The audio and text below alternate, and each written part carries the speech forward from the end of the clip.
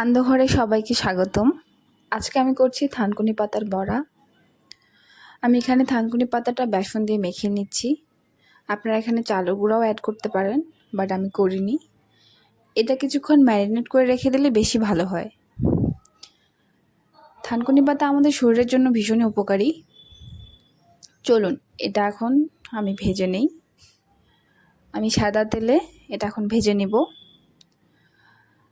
আপনাদের যাদের পেটের প্রবলেম আছে তারা এই থানকুনি পাতাটা বেটের রস করে খেতে পারেন, ভীষণই উপকারী। ইভেন এটা আমাদের স্মৃতিশক্তি বৃদ্ধিতে অনেক গুণে কাজ করে। আমি এটা এখন সুন্দরভাবে ভেজে নিব,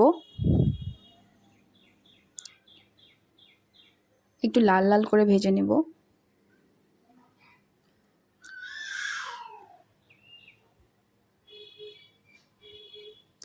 এই দেখুন আমার প্রায় ভাজা শেষের দিকে।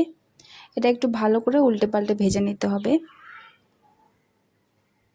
এই দেখুন আমার ভাজা হয়ে গেছে। আমি আপনাদেরকে সুন্দর করে একটু হাতে নিয়ে দেখাচ্ছি। এই দেখুন কত সুন্দর করে ক্রিস্পি হয়েছে। আপনারা অবশ্যই বাসায় ট্রাই করবেন থানকুনি পাতার বড়াটা।